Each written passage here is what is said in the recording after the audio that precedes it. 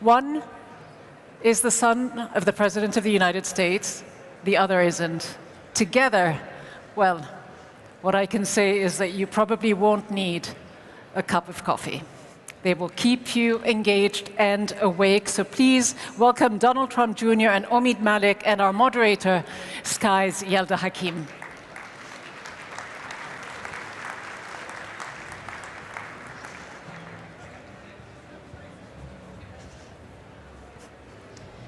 Thank you, and good morning. Welcome to this session. I know many of you have been eagerly awaiting this particular panel. My guests don't need much of an introduction, but I'm going to give you one anyway. Mr. Donald Trump Jr., partner at 1789 Capital, and Mr. Omid Malik, founder and CEO of 1789 Capital. And this really is an opportunity to discuss how the economic and political landscape is changing in the United States as well as here in the Middle East, but also a chance to discuss how diplomacy is shaping investment opportunities. I just want to begin with a question to you both about 1789 Capital. The focus is, you know, a sort of America-first investment, a MAGA economy. You've called it patriotic capitalism. Could you guys just explain what that means? Yeah, sure. So first I'll start with the name. 1789 is a year that most people recognize as the French Revolution, where people's heads were cut off. But I feel like, you know, in the United States, for us, it means something different. It's actually the year the Bill of Rights was introduced. And that's central to the way we think about everything. The Bill of Rights is a uniquely American document. It affords us certain protections. Countries similar to us, even like the United Kingdom, do not have a Bill of Rights, by the way. And Don and I came up with the idea for this fund really at the height of the Biden administration. And there were a few things that were going on that concerned us greatly. The first was what we felt was an unholy alliance between the largest corporations, mostly in big tech, with the federal government, in cahoots to basically undermine some of those constitutional protections, namely the First Amendment. Now, you saw this when factual counter-information was being provided around things like COVID and vaccines, and you were shut down. So there was an assault on the First Amendment, and we believed that was at the behest of a federal government under Biden. We were very concerned about that. And at the same time as well, you started seeing other people in the private sector not do anything about it. In fact, in the area we're in, which is venture capital or private investing, just the opposite was occurring. The most prominent venture capital firm at the time is called Sequoia Capital. They went and launched a China-only investment fund. And I like to joke, this is like if in the 80s a fund started a Soviet-only fund. So this was kind of the backdrop into where we found ourselves, and Don and I weren't going to take it. We wanted to do something about it, and so we started 1789. Is the sort of background to this also driven by this rivalry and competition and threat coming from China? I think 100%. The world has realized where China stands. I think when you look at the alliances that we're talking about, even on this very stage, countries coming together to solve and major conflicts around the world, I think that's fundamentally important. China has acted as an actor for themselves. I think the number one thing that we've realized over the last 4 years in the prior administration was that a weak America by itself is not just bad for America, it's bad for the entire world. We've seen the conflicts arise, we've seen the wars break out. I think in my father's first 9 months, he solved 7 or 8 wars that, honestly, the average American didn't even know was occurring. He was criticized by many during the primaries for saying all he wants to do is stop the death.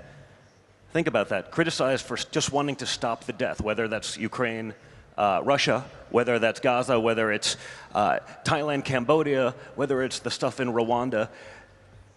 Wasn't that always the most common solution? Wasn't that the holy grail of geopolicy?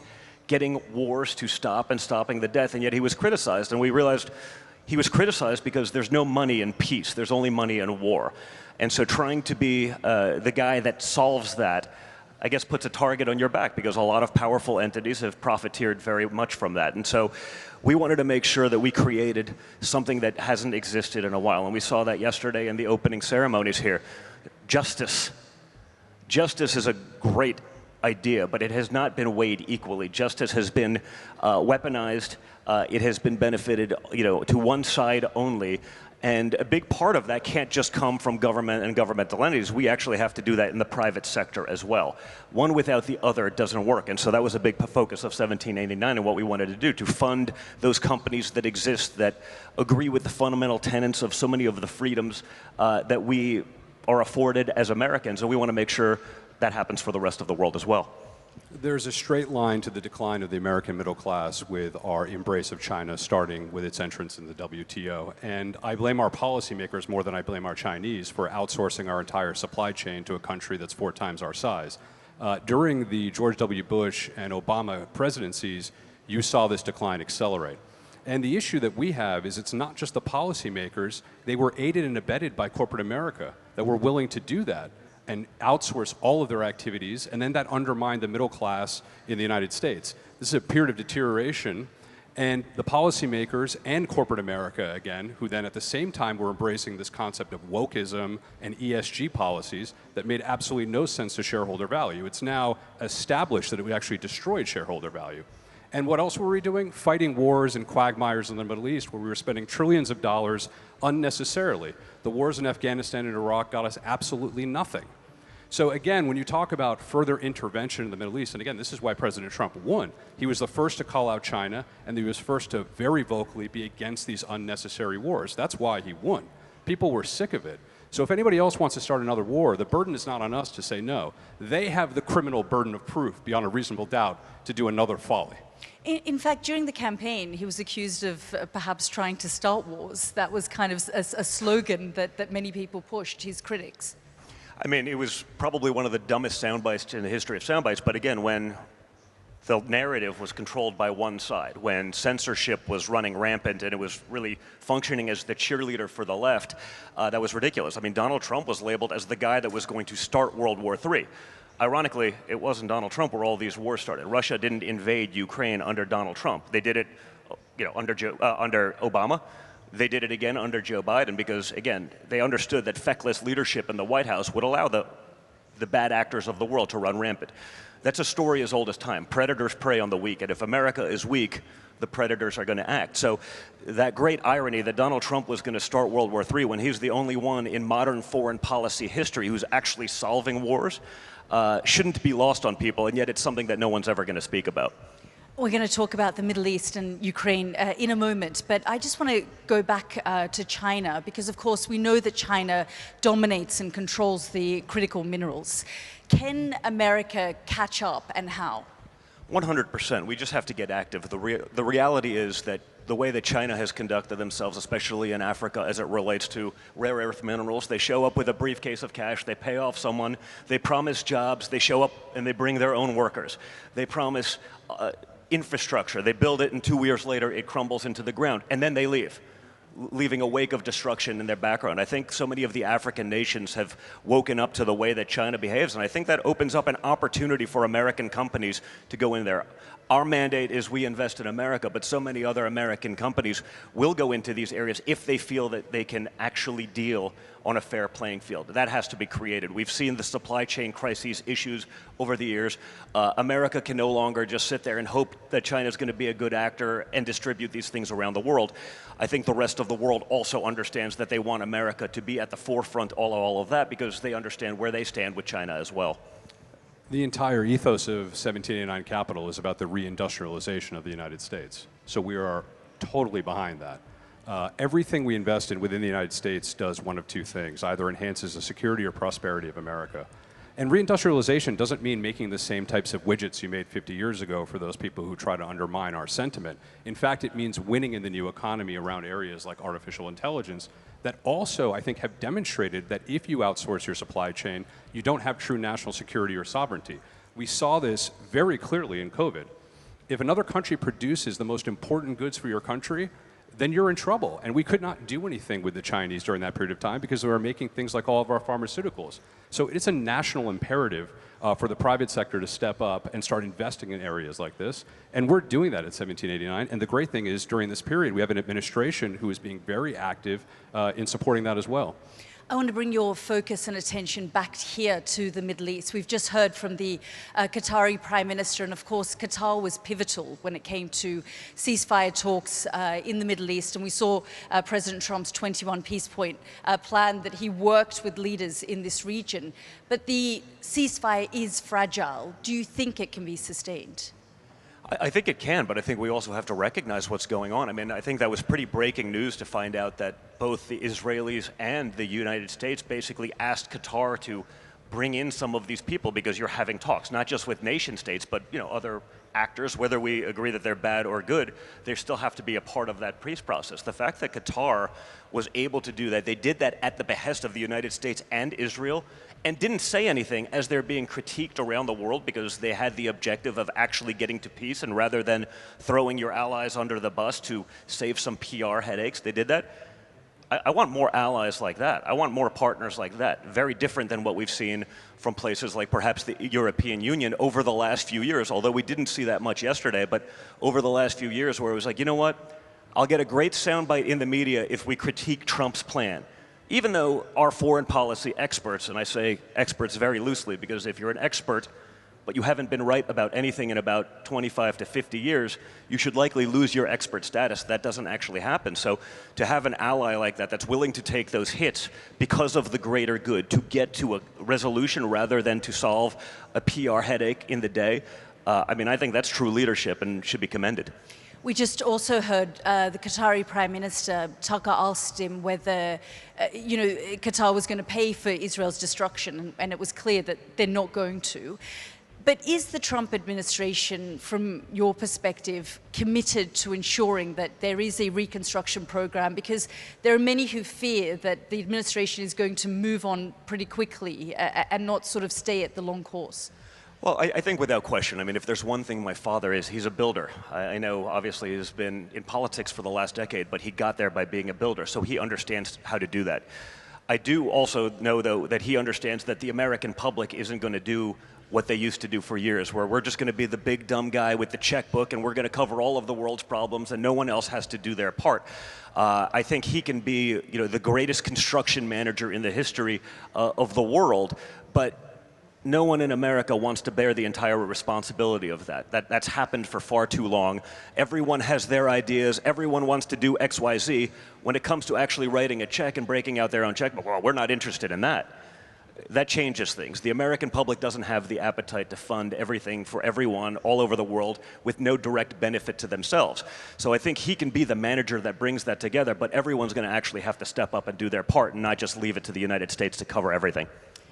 Omer, do you think that the private sector has a role to play when it comes to, say, the reconstruction of Gaza? I'm sure. I think that there'll probably be an opportunity for the private sector, but also there'll be governments that step up and, to help solve this issue. Again, we're here as business people, and our focus is mostly in the United States, though. I want to focus on Ukraine because, of course, as you say, you're both here in the capacity of business leaders, but you've also been instrumental in shaping the message of the administration. You talked about Europeans, and Europeans are concerned that Ukraine is going to be abandoned. Are those fears valid? I don't think Ukraine is going to be abandoned, but I think for years, again, it was the same thing as the last answer, which is, well, we want to attack Russia. We want to do this. Well, when it comes to actually writing a check ourselves, no, the U.S. is going to do it. The American public doesn't have an appetite for that. Since the invasion of Ukraine, I heard major leaders, Mitch McConnell, the leader of the Senate in the United States, saying, it's the #1 issue for Republicans in the United States. And I say, that's weird. I speak to Republicans all over the country every day, probably far more than Mitch has ever spoken to, despite his 379-year career in politics. I did that on a weekly basis, and I surveyed people at every talk I did. It got to the point where it was probably well over 200,000 Americans that I spoke to directly. And I'd be in a room like this, and I'd ask, is Russia-Ukraine a top 3 issue for anyone in the room? Nothing. Is it a top 10 issue for anyone in the room? I think I got 3 people that once said it was a top 10 issue. 3 out of hundreds surveyed, hundreds of thousands, every weekend for 2 years, till basically through the campaign. One person misunderstood the question. He thought it was a double negative. One person was actually from Kiev, so he was like, it was a big deal for him. And the other person was, I think on the board of Raytheon.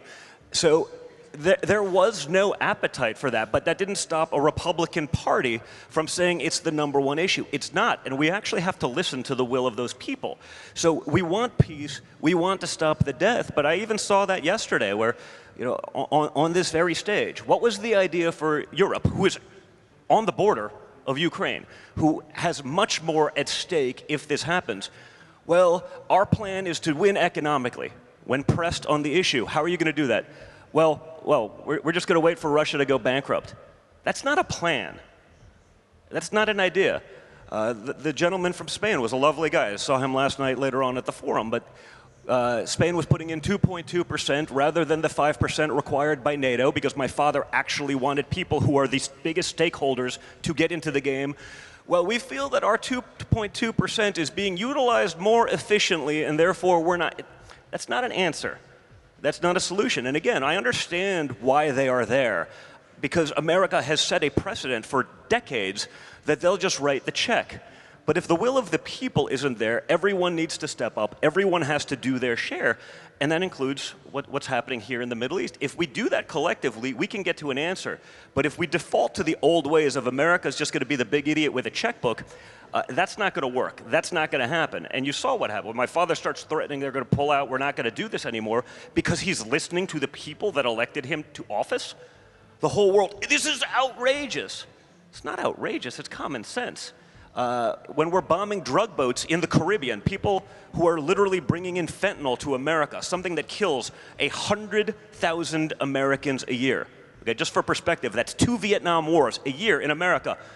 The neocon establishment, the Democrats, how dare you do this? I mean, that's a far greater, clear and present danger to the United States than anything going on in Ukraine and Russia, and yet they're against it.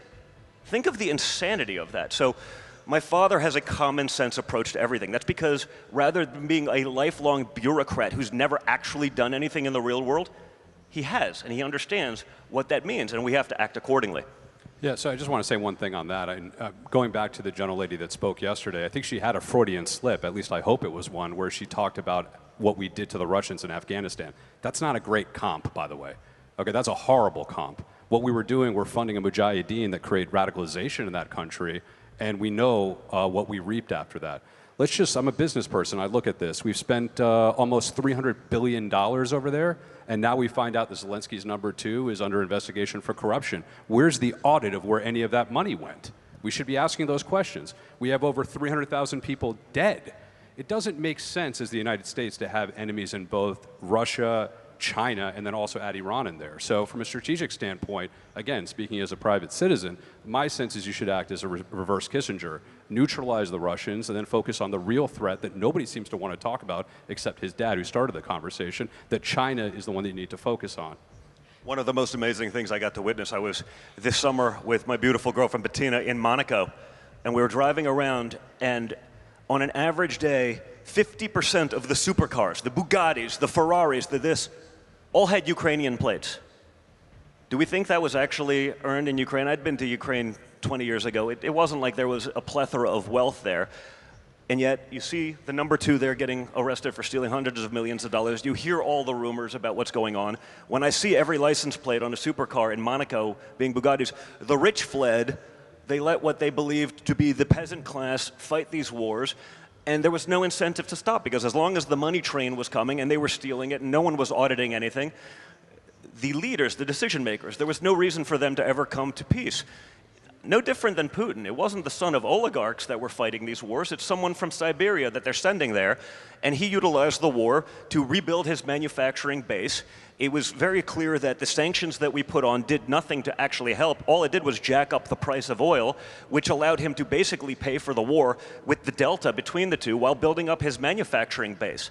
There was no incentive for anyone to ever get to the table. Zelensky knew he wouldn't win another election again, and they were continuing to steal.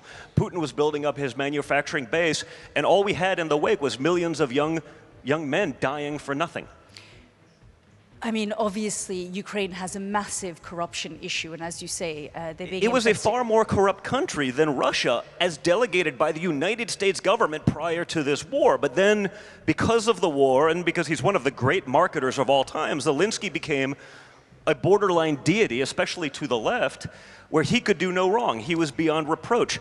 Years of corruption, years of graft and theft on a world stage that everyone in this room knew was happening, was totally absolved. And it's ridiculous. We're not dealing in reality. But is your hunch that President Trump is going to walk away?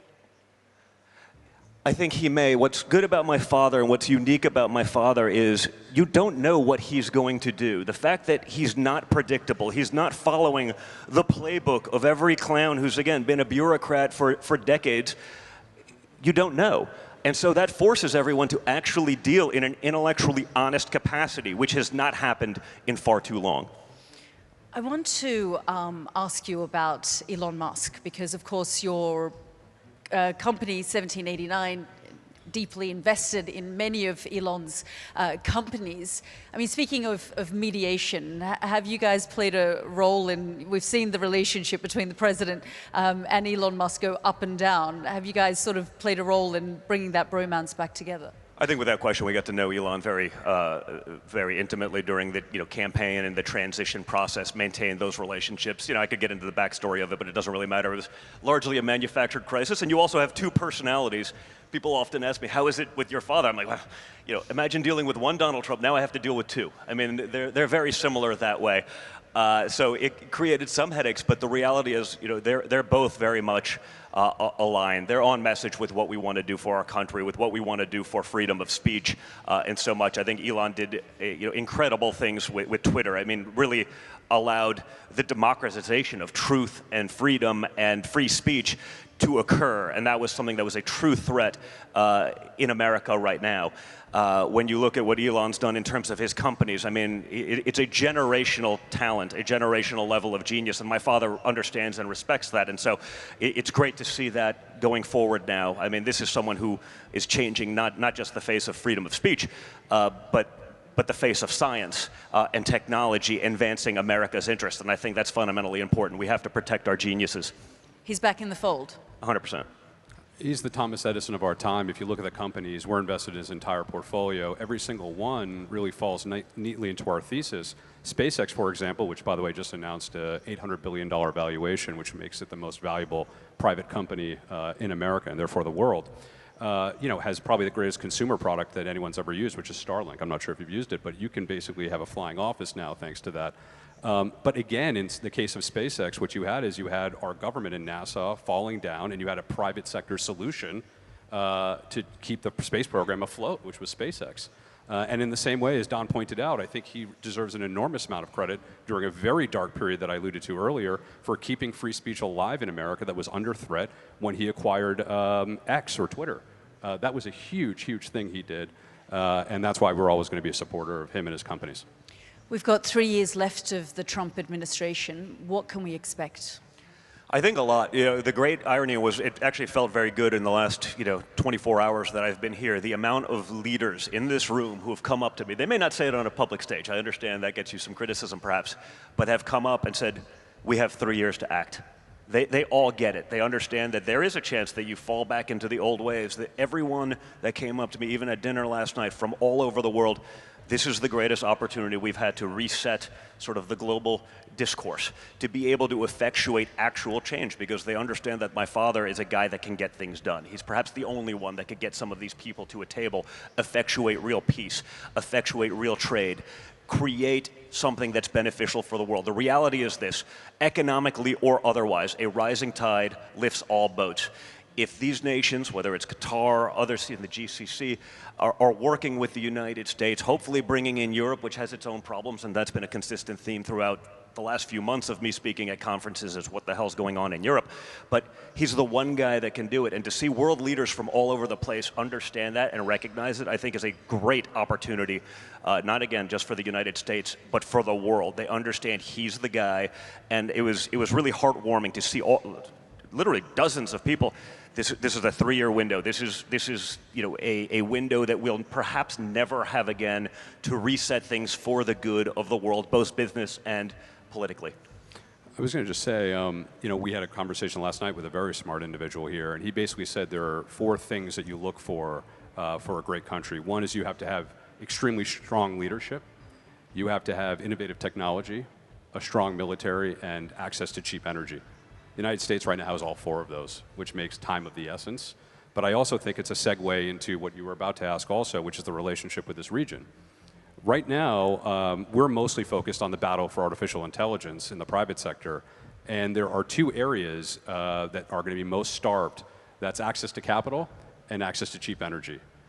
In particular the case of the Gulf, but even Qatar more specifically with natural gas and capital, they're going to have a big role to play. And I think that's really, if I have to make any point, is the United States for a long period of time, maybe through complacency or idiocy, however you want to call it, had an idealistic foreign policy. That does not work, and we've seen that time and time over again. Donald Trump has implemented a pragmatic foreign policy, and that kind of transactional perspective gives the opportunity, particularly for this region, to become real partners of the United States. Is he likely to run again? I'm sorry, what was that? Is he likely to run again? Well, we'll see what happens then. But you never know. I never count him out for anything. But it is funny to watch the leftist heads explode every time he brings it up. So perhaps he's just doing a little bit of trolling. But again, he's the most unpredictable person probably in the history of politics, which is why he's able to get something done. And so I guess we'll have to see. Don, Omid, thank you both so much. Thank you.